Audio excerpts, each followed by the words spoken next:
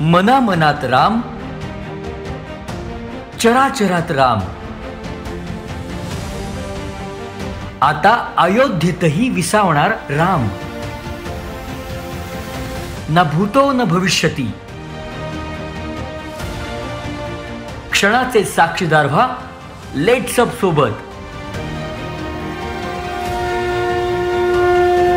सोहळा अयोध्येचा. अखंड हिंदुत्वाचं आराध्य दैवत, हिंदू संस्कृतीचे केंद्रबिंदू आणि प्रत्येकाच्याच अंतःकरणात असणाऱ्या भगवान श्रीराम यांच्या जन्मभूमी मंदिरासाठी आपण सगळ्यांनीच अनेक वर्ष प्रतीक्षा केली आहे. आणि आता लवकरच आपल्या सगळ्यांची हीच प्रतीक्षा पूर्ण सुद्धा होणार आहे. कारण येणाऱ्या 22 जानेवारी 2024 रोजी अयोध्येतील शरयू नदीच्या किनारी श्रीराम जन्मभूमी मंदिरात प्रभू श्रीरामांचा प्राणप्रतिष्ठा सोहळा हा मोठ्या दिमाखात पार पडणार आहे. त्यातच आता हा सोहळा याची देही याची डोळा पाहण्यासाठी सुद्धा अनेकांचे प्रयत्न सुरू असल्याचंही पाहायला मिळते.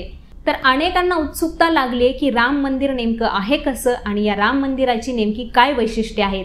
तर याबद्दलच माहिती देणारा हा व्हिडिओ शेवटपर्यंत नक्की पहा. 22 जानेवारीला भव्य दिव्य अशा राम मंदिराचा लोकार्पण सोहळा जरी पार पडणार असला तरीही मात्र 17 जानेवारीपासूनच अयोध्येमध्ये रामलल्लांच्या प्राणप्रतिष्ठा सोहळ्याला सुरुवात होणार आहे. सुरुवातीला पाहूयात की राम मंदिरामध्ये स्थापन करण्यात येणाऱ्या रामलल्लांच्या मूर्तीचं नेमकं वैशिष्ट्य काय आहे.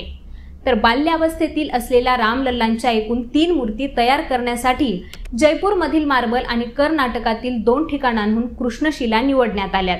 आणि या दगडांपासून तयार करण्यात येणाऱ्या रामलल्लांची मूर्ती ही पाणी सुद्धा शोषू शकणार नाहीये. याशिवाय ती वातावरणातील कार्बन सोबत सुद्धा रिॲक्ट होऊ शकणार नाहीये. आणि याच निकषाने या दगडांची मूर्ती घडवण्यासाठी निवड करण्यात आली आहे.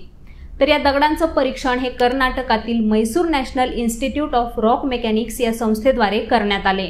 तर या दगडांपासून तयार केलेली नवीन मूर्ती ही अचल मूर्ती असेल आणि प्राचीन मूर्ती ही चल मूर्ती असून ती उत्सव मूर्ती म्हणून सुद्धा आता ओळखली जाणार आहे.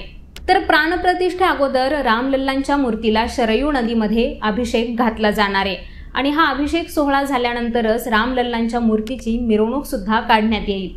मंत्रोच्चार आणि विविध धार्मिक विधी पूर्ण करूनच रामलल्लांची प्राणप्रतिष्ठा केली जाणार आहे. तर हा संपूर्ण सोहळा संपेपर्यंत राम मूर्तीच्या डोळ्यावर पट्टी बांधलेली असेल आणि हा सोहळा संपल्यानंतरच ही पट्टी काढली जाईल. मंदिराच्या गर्भगृहामध्ये नवीन तयार करण्यात आलेली अचल मूर्तीच्या समोरच प्राचीन असलेली उत्सव मूर्ती सुद्धा ठेवण्यात येणार आहे. आणि या दोन्ही मूर्तींची दैनंदिन पूजा आणि नित्योपचार हे रोजच वेगवेगळ्या पद्धतीने पार पाडले जातील. आणि अयोध्येतल्या एखाद्या सोहळ्यासाठी श्रीराम मूर्तीची मिरवणूक काढण्याचा निर्णय जर का ट्रस्टने घेतला तर उत्सव मूर्तीची मिरवणूक काढण्यात येणार आहे. आणि 22 जानेवारी रोजी मिरवणूक करतच श्रीरामांची मूर्ती मुख्य गर्भगृहात आणली जाणार आहे. तर राम मंदिराची वैशिष्ट्ये सांगायची झाली तर राम मंदिर हे 3 मजली असलं तरीही सध्या मात्र मंदिराच्या ग्राउंड फ्लोअरचंच काम सुरू आहे. ग्राउंड फ्लोअरवरील गर्भगृह आणि 5 मंडपाचं काम हे जानेवारीपर्यंत पूर्ण होणार आहे. तर मंदिराचा पाया भरण्यासाठी वेगवेगळ्या पद्धतीची माती, सिमेंट्स आणि रसायनांचा वापर करण्यात आलाय. तर या मंदिराची उभारणी करताना एका गोष्टीची विशेष काळजी घेण्यात आली आहे. ती म्हणजे इतिहासात आतापर्यंत झालेल्या अधिक तीव्रतेच्या भूकंपाचा अभ्यास करूनच त्याहीपेक्षा अधिक म्हणजेच 50 पट अधिक तीव्रतेचा जरी भूकंप झाला तरीही याचा परिणाम या मंदिरावर होणार नाही याचाच अभ्यास करून या मंदिराची उभारणी करण्यात आली आहे. याशिवाय मंदिराला संरक्षण म्हणून चहूबाजूंनी पराकोटा म्हणजेच संरक्षण भिंती सुद्धा उभारण्यात येणार आहेत.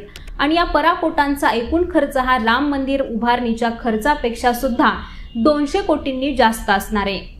आता राम मंदिर हे प्रमुख आकर्षण तर आहेच, मात्र त्यासोबत सुद्धा आणखी एक इथं प्रमुख आकर्षण पाहायला मिळतं ते म्हणजेच मंदिराच्या दिशेने पाहणाऱ्या जटायू पक्षाच्या मूर्तीचं सुद्धा इथं काम सुरू आहे. जटायू पक्षी हा रामायणातील एक महत्त्वपूर्ण पात्र आहे. जेव्हा रावण सीतेचं हरण करून सीतेला पुष्पक विमानातून घेऊन जात होता तेव्हा याच जटायू पक्षाने रावणाला रोखण्याचा प्रयत्न केला होता. मात्र रावणाने त्यावेळेस त्याचे पंख छाटले आणि रावण सीतेला कोणत्या दिशेला घेऊन गेलाय ही हकीकत जटायू पक्षानेच मृत्यूला कवटाळताना प्रभू श्रीरामांना सांगितली होती. तर कांस्य धातूंचा वापर करून 15 फूट बाय 20 फुटाची जटायू मूर्ती राम सुतार यांनी इथं साकारली आहे. याशिवाय अयोध्येमध्ये 7 मंदिरं सुद्धा उभारण्यात येणार आहेत. यामध्ये महर्षी वाल्मिकी, वशिष्ठ ऋषी, निषाद महाराज, शबरी माता, अहिल्यादेवी यांसारख्या मंदिरांचा समावेश आहे। तर राम मंदिराची सुरक्षा ही 2 टप्प्यांमध्ये असून ट्रस्ट आणि पोलिसांद्वारे स्वतंत्र सुरक्षा व्यवस्था असणार आहे आणि या सुरक्षेसाठी उत्तर प्रदेशच्या पोलिसांचं विशेष पथक सुद्धा तयार केलं जाणार आहे। तर ही माहिती तुम्हाला कशी वाटली ते आम्हाला कॉमेंट करून नक्की सांगा। तसंच राम मंदिराबद्दल आणखीन गोष्टी सविस्तर जाणून घेण्यासाठी लेट्स अप मराठीला सर्व सोशल मीडिया हँडलवरती फॉलो करायला विसरू नका। पाहत रहा लेट्स अप मराठी।